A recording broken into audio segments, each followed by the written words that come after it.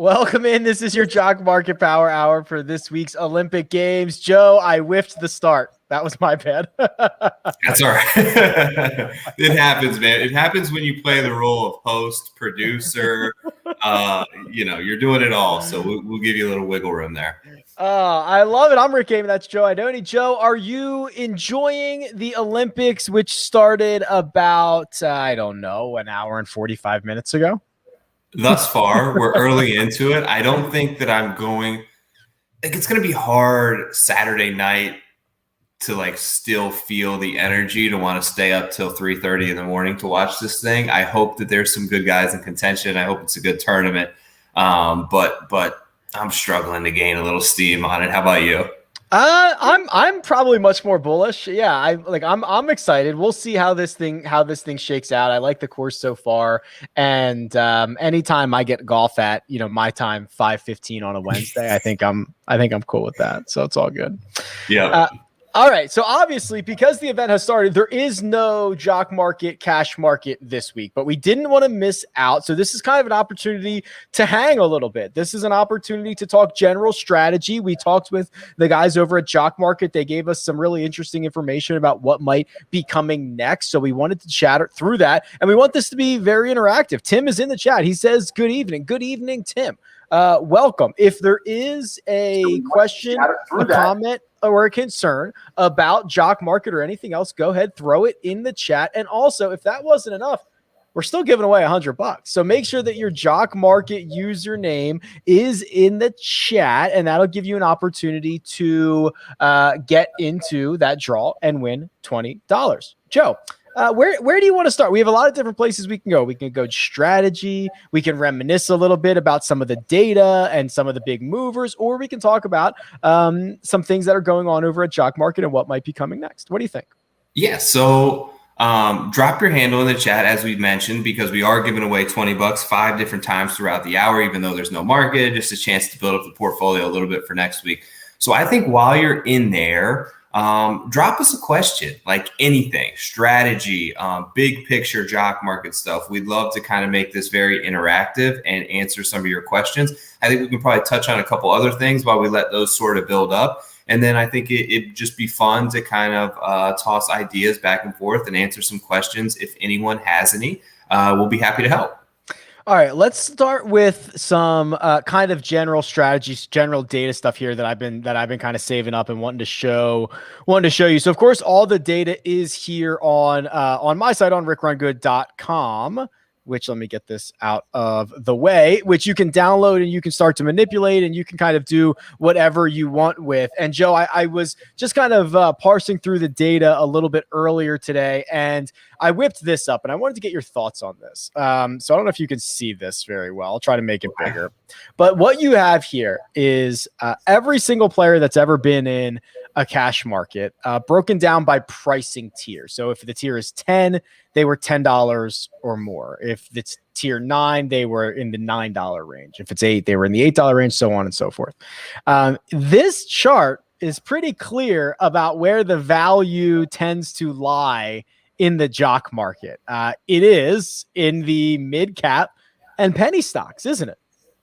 I love this, man. I was looking at this actually a couple of months around the Memorial. I pulled some of this data at that point, and it hasn't changed much. Like you said, just look at the ROIs. And part of that, like, as you know, is because you have massive boom potential there, and you can get a guy that goes plus 1,000% if he goes from $2 to $20 in a week, and you just don't have that at the higher ranges. But definitely something that is interesting to see. You see the number of golfers that are only $1 a share. So, you have to pick wisely. But on the whole, if you were just to play all of the guys that were $1, you're up 16.6% basically this season. So which is awesome to see.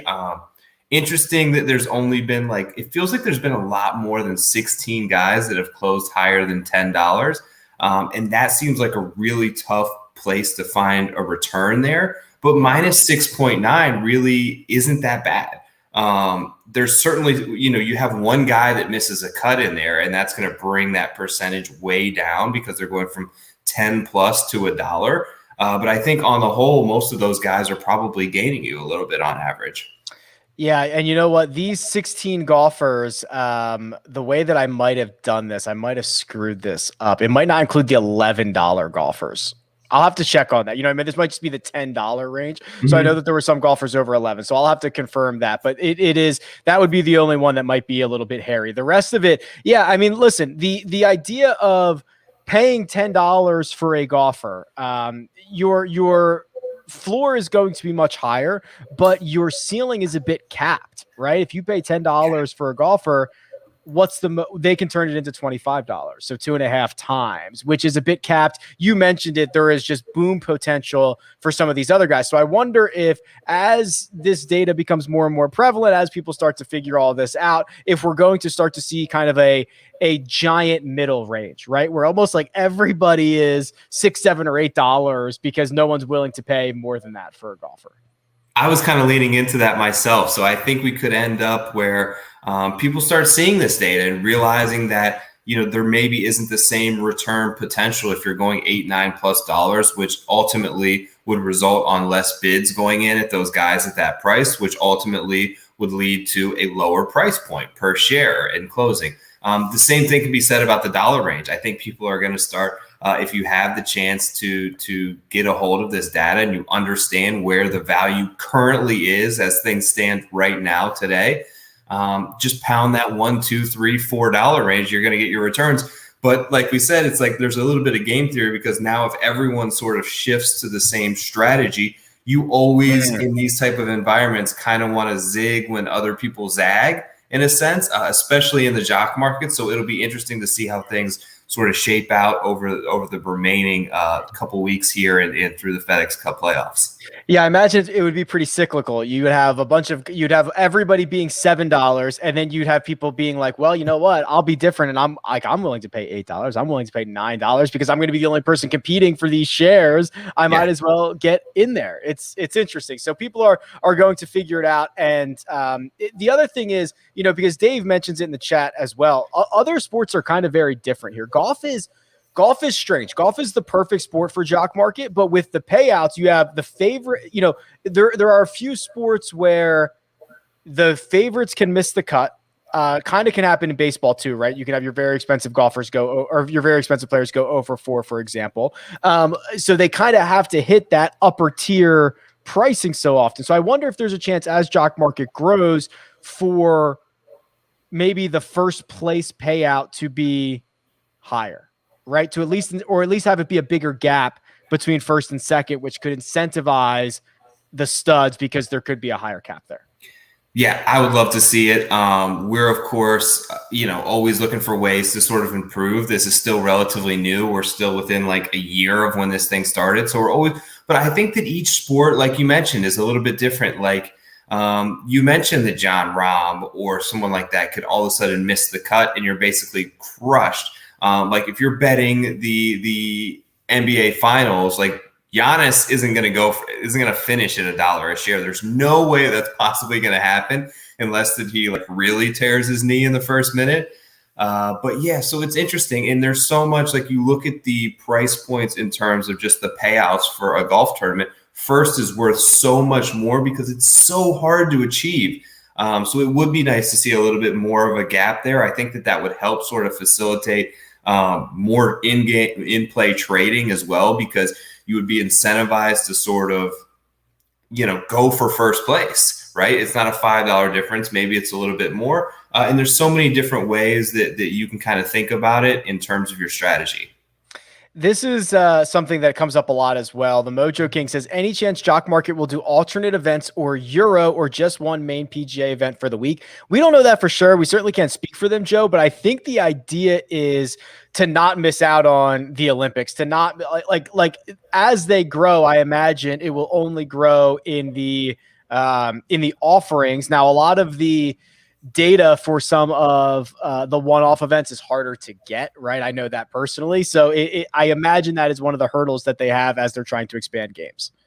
Yeah, and I think that he may have even touched on that when we spoke to him a couple of weeks ago about the Olympics, that They're very strict with how they dole out their data. So I don't know much about that side of it. Also, the fact that it started already when this is sort of their standard allotted IPO time, I think threw a little bit of a wrinkle in it. But they're actively working. Like the company is growing. They've got investors. Like they're pouring everything and every resource back into the product to make sure that it has longevity, it's successful, and that people enjoy it. So I think any feedback that we can collectively give to them to make this better is going to help. And I think that they're totally on board with that. Like they're trying, I remember, what was the event that we did, Corrales? It was opposite of Match Play, I think. So they have done that before in terms of an alternate field event. I would love to see some European tour stuff, but there has to be the right demand for it. And I think they're still in such a growth phase that I don't know that it's all there yet. I think the PGA Tour has become a real sweet spot for them. And credit to all you guys for helping that out. Yeah, so go ahead and drop your Jock Market username in the chat. That is going to get you into a draw. I'll start giving away money here shortly, but we have $100 to give away tonight. Of course, if you haven't deposited yet, and we talk a lot about golf, there's obviously other sports on the Jock Market. So if you haven't deposited yet, go ahead, use the code POWER. That will get you up to a $50 deposit bonus. And we can talk about some of the new features that are coming. So we were kind of corresponding with the guys over at Jock Market earlier, and we're getting some more details here. So one thing that went live a couple of weeks ago, Joe, and I started to dive into a little bit, is this API, the data API, which is essentially this huge resource for you to go out there and get access to all of the Jock Market data. And I believe the idea behind that, Joe, is to allow users, one, to get more data, but also kind of allow them to build cool things. We've seen this with plenty of other companies that are able to share the data. The fact that it's transparent, the fact that it's available is a big deal. Yes. The big thing that you nailed there, I think, is the fact that they're being completely transparent with all the data. So it depends on how deep you want to get into it. Like when I try to pull it up, it's a bit overwhelming for me personally, just because I don't use formats like that. Like I'm not as familiar with how to pull the data that way. We know our buddy Nelson was big into it because that's sort of within his wheelhouse. So if that's something that you understand and that you can sort of comprehend, by all means, I'm sure it creates a massive advantage for you at this point, because you can see in real time all the data. I believe there's a way that you can actually make trades through the API and through your computer versus doing it through your phone. So there are a ton of advantages there. It's something that they're actively working on, just presenting, everything's on the table with them. So you can do as much or as little as you want with it. Yeah, admittedly, I mean, some of it was kind of over my head too. I was like, oh, I'll be able to handle this. And I was sending messages to Nelson. I was like, Nelson, what about this? But yes, if that is in your wheelhouse, it is certainly something that you should look into. And so there's a couple of comments here in the chat, and this one I actually think is kind of interesting, but I'm going to probably mute you because you're spamming the chat here. But this is probably a fun one, Joe. Would you still follow golf if you knew that all pro sports were rigged / scripted? Man, I would follow it. It would be different. I don't know how that you could rig golf. Well, professional wrestling, I mean, a ton of people follow professional wrestling, and that is cool. I love wrestling. Big wrestling guy. Getting my kid into wrestling now. We watch a little John Cena at nights. But it's like, how could you possibly rig golf? Like, you can't just hit the fairway, hit the green, like make this 15-foot putt for birdie. It's not that simple. I know there was a lot of talk this week in particular about some controversy and people thinking that guys may be mailing something in this week to help out the Koreans to get a medal for bronze. I can't see that possibly being the case. And that's an interesting question, but I don't think there's any way to really have that play out in golf. I would probably still follow it because the storylines, because then Bryson and Brooks would actually fight each other on the first day or whatever like that. Yes, Dave, the API is public. So what I believe you need to do, don't quote me on this, but if you go to, I think you have to email like developers@jockmarket.com or so. It is available. It's on the website. You can check it out. You can get access to it and you can have a go. There was also a question here from Nick about what is the most fair way for payout ties. So currently in the Jock market, the pre-rank is critically valuable, Joe, because whoever has the better pre-rank gets the tie or breaks the tie, excuse me. And in a sport like golf where there tends to be a lot of ties, this is a big part of the game. So how would you kind of adjust the way that ties are broken? So I don't know that, I'd be interested in your take on it. I don't know that it's necessarily flawed the way that they do it based on a pre-rank. I think personally, sometimes the pre-rankings themselves can be a little bit flawed, but that's based on data that they're given. Like we saw weeks, I don't know, maybe it was like the US Open where it was like Rory and Brooks, I remember, were like 5 and 6 on the odds board and they were like 20th there.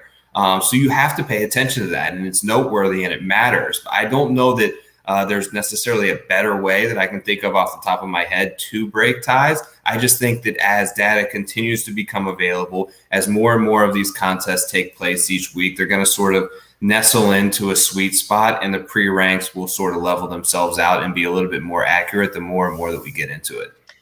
Yeah, so let's be real here. This app is a year old, and I know this from experience from building my own website that like when your processes are in place, it's sometimes hard to change them on the fly. So the way that they get the pre-ranked data, they're not coming up with it. It's coming from an outside source, and it's like you can't manually edit. Like I understand that problem. So maybe just adjusting the pre-ranks would be a way to improve it. But, and this would be another thing that they would have to code in. I like the idea of just doing it the way the PGA Tour does it. If 3 guys tie for second, you take second, third, and fourth, all those payouts, and you divide them by 3. That's the way the Tour does it. That is the way that I think it. I think if they built Jock Market today, that's probably the way they would do it. But when it was built, it was like, hey, we need something to default off of, right? We need to tie. What else can we use? Let's do a pre-rank. And it's like, great, perfect. That works. Let's push it out. Like I completely get the sentiment. I would just rather have it mimic the actual PGA Tour payouts. Yeah, totally simplifies things. Well done, Rick. Thank you very much. That makes sense. Let's give away some money. Jeremy, congratulations. We will have $20 coming your way between now and Christmas.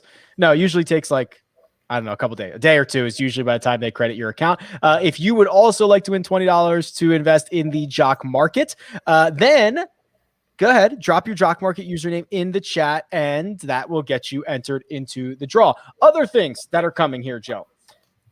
Shorting. Ooh. I know it, man. Now this is going to be good for golf. So exact date, TBD. Yep. During live, you'll be able to sell short shares of players that you think are overachieving or overvalued. A couple of other benefits, not in just the fact that that's going to be awesome, is that it helps make the market more liquid, right? Because anybody can sell shares at any time rather than just current shareholders. So that's obviously awesome. But the other thing is this is perfect for golf. So my favorite thing about Jock Market is that the payouts are not specifically tied to winning top 5, top 10, top 20. It's just, did the golfer outperform their expectation, with the expectation being their IPO price. That's really all it is. So there is really not many other formats that you can be like, wow, the guy who's like the 3rd worst guy in the field, I think he's actually like the 20th worst guy in the field. And I think he get like that. You can't get paid on that anywhere else. And shorting gives you the other opportunity. Wow. I don't like this guy. I think this guy's overvalued. I think he's going to underperform. It is the perfect complement dynamic to the one side. Totally. So just to give kind of a little bit of an example there, like last week, for instance, I had shares of Troy Merritt and Ricky, who coincidentally both happened to be first round leaders. I sold half of my shares basically after that first day, just because I wasn't sure. And I was able to turn like a $3 per share profit on both of them. As the week went on, from the IPO price that I got for them, they both lost money. And the thing is like, they both dropped from first to basically 36. So in this instance, you don't have to currently have the shares of Ricky or Troy Merritt in your portfolio if you think that they are going to underperform the current expectation. The other thing is, a lot of times, like during live trading, just in an effort to increase liquidity, like you said, there's a sort of a substantial gap many times between bid price and ask price. Sometimes it's $4 or $5, and the actual sort of fair value price is somewhere in the middle. So I think that this will help close that gap between bid and ask, because you'll be able to instead of just bidding on guys that you don't have in your portfolio, you can short them. So I think it'll be a really cool development for them. I think it will increase live trading a ton and just make things more fun for everybody. Yeah, Austin nails it in the chat, right? Shorting can also help push down the top guys down in price. And that's really what you want, right? You want it to be, hey, I want to get rid of shares. I want to get rid of them immediately, and someone is there to buy them, or I want to short and someone is there to accept. So it's kind of an interesting dynamic that I'm really excited for. And I think golf is perfect for it, because we've seen, Joe, you know how this works, right? Like, Mac Hughes is the 54-hole leader at the US Open. I might not have Mac Hughes shares, but I'm like, that's going south on Sunday, right? Like, yeah, golf, we know this in golf, right? It's these things can change so quickly. So quickly. And more often than not, they change for the worse for a guy. Like Cam Champ was the one guy who sort of rose to the occasion this past Sunday, but everyone else seemed to crumble. Tringale with the early triple, I think he had, and everyone else was just not able to make those moves. And you have fun finishing holes like that 18th lined up that was like eagle or carnage. So it's just giving people different avenues to sort of play the game. Speaking of different avenues to play the game, we have confirmed that web-based platform is coming in the fall. For me, this is the biggest game changer, right? Yeah. I'm fine being on the phone and all that stuff and clicking through, but having it on a computer on my big screen, being able to use my mouse, click around is, for me personally, going to be massive. And I imagine it's going to be important for other people too, who aren't trying to fumble through their phone. This gives them an opportunity to be in the Jock market on their desktop. Exactly. It will be hugely beneficial for me. I'm used to working with multiple screens and windows, you know what I mean? So you can kind of have everything and all the data right there in front of you. You can keep us pulled up on your phone if you'd like and watch us along the way. But it'll be huge. I think it's been a natural sort of evolution to have this improvement sort of coming. And I'm glad to see that it will be here shortly in the fall. So we're already in August. So could be any week now that we get this sort of added feature.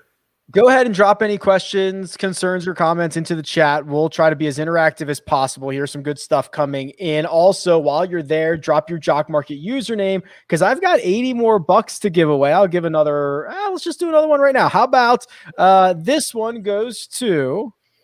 I just had it saved here. Jonathan Jaeger Golf. Congratulations. $20 coming to your Jock Market account soon. And we've got $60 more to give away. So make sure your username is in the chat.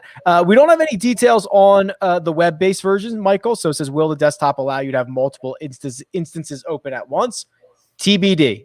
I don't know. We'll find out as we rock and roll and as that gets released. That would be very, very cool. The other thing, we talk a lot about liquidity. We talk a lot about getting more people into the market.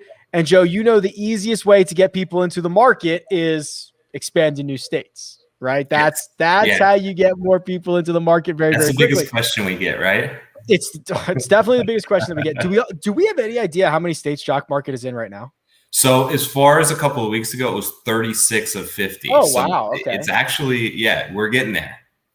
Okay, that's cool. So we are hearing that PA, Pennsylvania, Virginia, Indiana, and Missouri are apparently very close. Now, I also understand this too. You're at the mercy of like the state agency, right? So whether they work quickly or work slowly or whatever, it's a ton of paperwork. I had to go through this stuff as well. Apparently those are waiting on state agencies to be done. And then 1, 2, 3. Oh, I thought there was, okay. Yeah. I miscounted the states: Pennsylvania, Virginia, Indiana, Missouri. So what was it? 37 before? 36. So that would bump it up to 40. That would bump it up to 40. Which would be fantastic. That'd be 80% of the US. I know that some things for Canada are in the works as well. So, everything's in, right? With every state, it's just a matter of getting these sort of things passed through and on the right desk at the right time to get them signed off on. So the team is actively on it. They have no reason to not want Jock Market in your state. So everything is at stake there. The more players that we can get involved, the more people that we can have inside the cash markets each week is only going to benefit all of us. I wonder if adding more sports is also a priority. We talk often about, we only talk about golf, right? But there are obviously other sports going on. I wonder if, and I know there's a lot of legalities around like college sports and things like that, but I do wonder how high adding new sports is on the priority list. Maybe it's not. I don't know. College sports would be interesting. I mean, they do it. You can play college football DraftKings. Yeah, Austin says NASCAR. That would be a good one. Yeah, that would be a good one. That would be a great one. Because it's similar to golf, right? You could use finishing position. You could use like laps led. You could use like all these different metrics. NASCAR would be pretty good. And obviously a lot of people like NASCAR. That would be a good one. And then football season coming back will be huge. I loved football Jock Market last year. So I think that that'll be huge now that we have all these new players involved. They do like a Thursday night market, a Sunday night market, a Monday night market. So they have all the different ones. Was really cool. And I felt like there was a lot of good opportunities on the table last year in football. So it'll be interesting to see that come back. That's what I liked about football as well, is as much as I love golf, obviously, it's, the one cash market a week. Right. Yeah. But with football, you get the Thursday night, then you get the Sunday slate, then the Sunday night slate, I think, then the Monday night slate. So it's very interesting. Oh, Jeremy, you should be on like on the payroll. Jeremy says, any thoughts about doing a monthly membership that could eliminate or lower trading fees? We obviously don't speak for Jock Market, but there was a DFS site that did this, Joe, and I don't know how it worked out for them, but basically you would pay, I don't know, $9 a month, $11. I don't know what it is, but then there would be no rake on contests. And the fact that I don't know how it worked out for them makes me think it didn't work out very well. Yeah.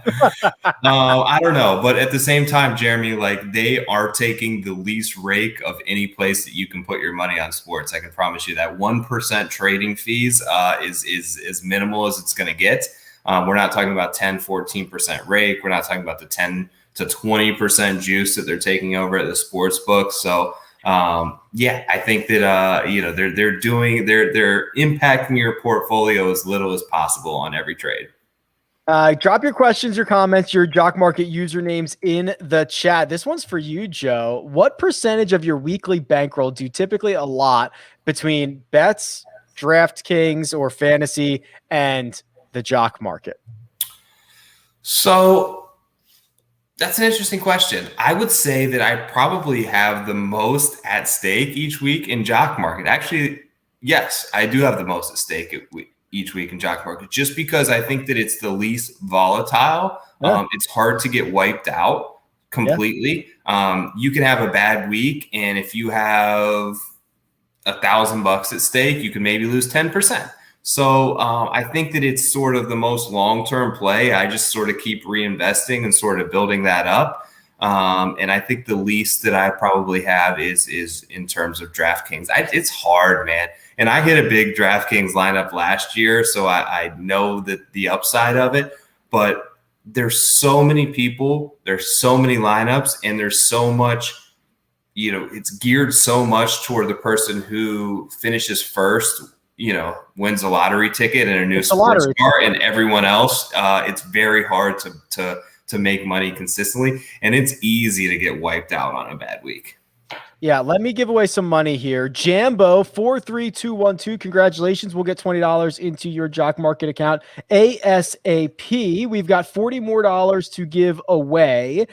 So make sure your Jock Market username is in the chat. No, I think that to me is okay. So we always hear it, right? When Cam Champ, is 150 to one shot and wins, and I come on here and I'm like, okay, he went from $4 to $25. Someone will, oh, you should have bet him at 150 to one. Like, well, no kidding, bud. But also, you would have lost all your money if you finished second, third, fourth, fifth, sixth, where you would have made money on the Jock Market. So we are trained mentally to look at what is the top prize.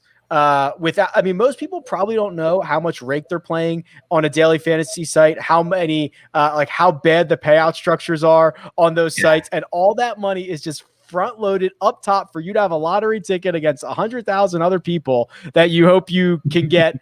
Basically, it's like a 24 leg parlay because you have like 6 guys every single day. They all have to kind of be good every single day. It's not easy. I mean, I treat it as such for my bankroll, Joe. I treat it as a lottery ticket. I would never treat it as a way to grind 6% ROI over the next 10 years or whatever. It's hard. Like, I can remember, so it was the drive to the green or whatever it is last year. And I was in first after Saturday. And I was up by like 13 points. Had all 6 of my guys left. I'm up by like 13 points. I'm like, I'm thinking I'm in pretty good position here. I was chatting with Nelson, who ran like the simulations. Mm-hmm. And I had like less than a 1% chance to win. And I'm thinking like I'm in a great place. So that's just kind of how it is. I think that the way that so last week I hit Cam Champ too, right? I also had 8 other bets. They all lost because Cam Champ won. So I hit one bet. It was huge, great, but I lost 8 others. So if Cam Champ, hits that tree and it comes back to him and Jonathan Vegas wins, I lose all 9 bets. I'm totally wiped out versus Jock Market. If you have 9 guys and 5 of your 9 outperform their expectations, you're making money. 4 of your 9 outperform expectations. You're losing, such a minor amount that it's barely even noticeable. You're basically breaking even. So there's so much less room for sort of volatility. And I think that if you trust your mind and your picks and where you sort of evaluate these players, it's a much easier and safer spot to sort of keep your money and keep it rolling week after week.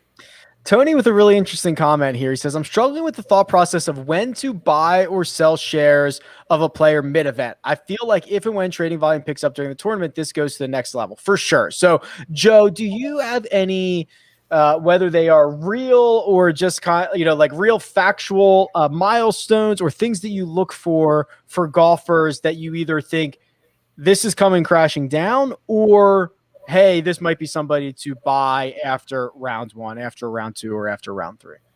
Sure. So I think after round 1, it's tough because a lot of the numbers at that point are just going to reflect their fair value projections. As the tournament moves along, if you're looking to sort of unload shares of a guy that's in the top 10 that you don't have a ton of confidence in is going to keep it there, just pay attention to the price. There isn't necessarily a right or a wrong time. Like, don't sit there and my advice would be don't sit there and try to get out front of it, right? And say, oh, there's a par 5 coming up. He's going to birdie this, because you can find yourself down sort of a rabbit hole where you're constantly looking for an edge that may not be there. I think an important thing to monitor and that we always talk about is guys that are falling right on the cut line. So maybe a guy that finished early in the afternoon wave is playing harder. Maybe there's weather moving in, different circumstances like this where you have a chance to buy really low on a guy that you think can sneak inside that cut line late on a Friday afternoon.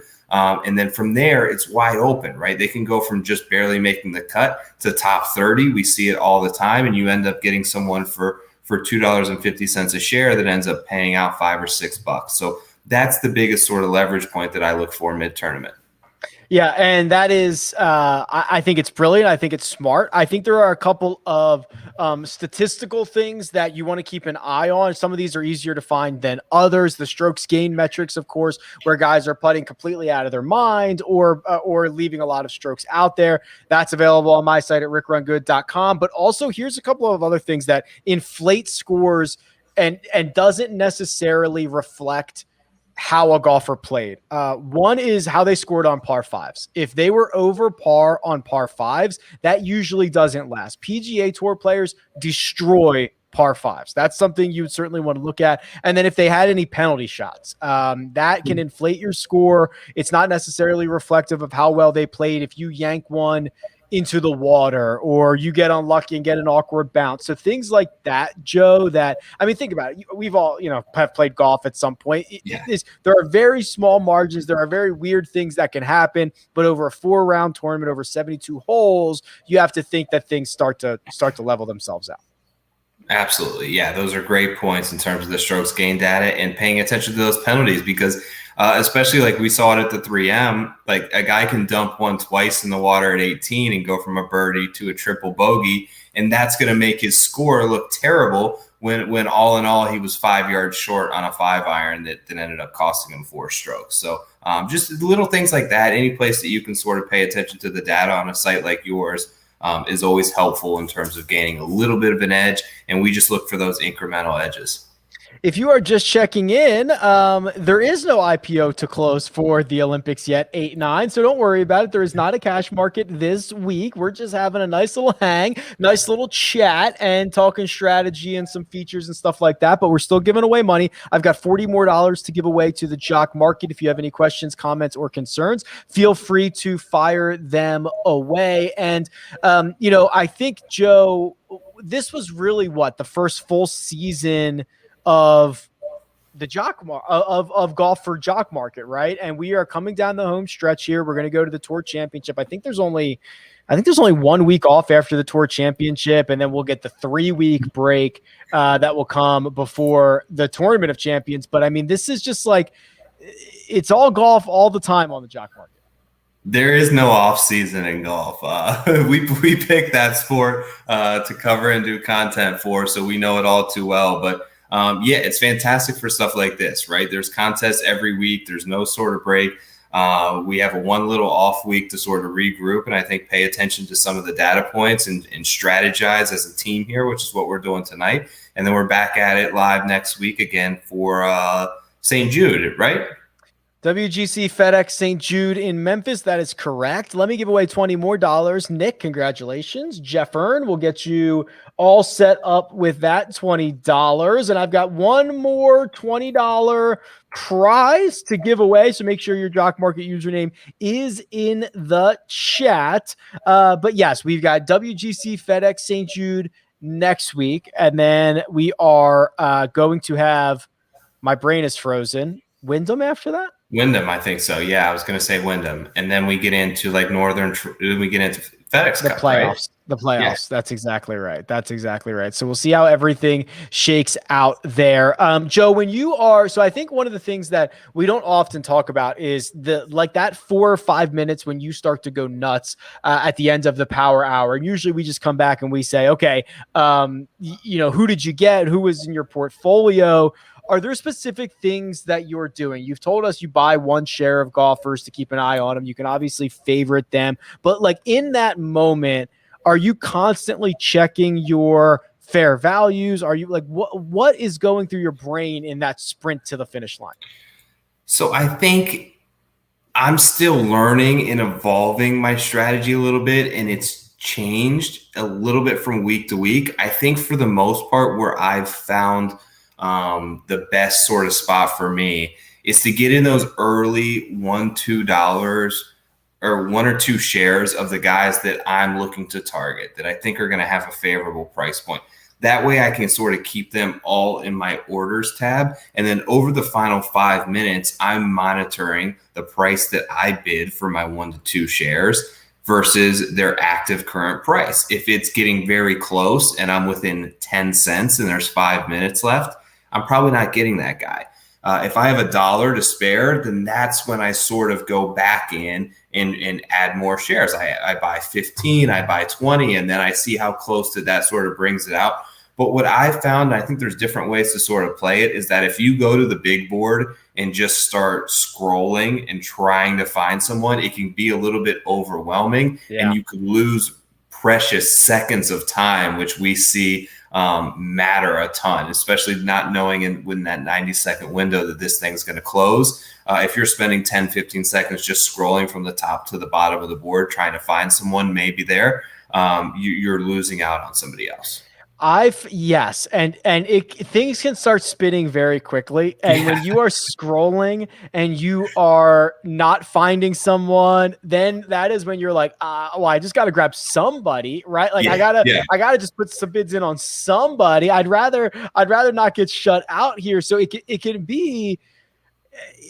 can go fast. And I think having a plan and understanding that, hey, it's going to go fast here. Keep your composure. I mean, it sounds like we're playing a sport, but it's true, right? I mean, that is a finite amount of time that is running out that you want to get your bids in.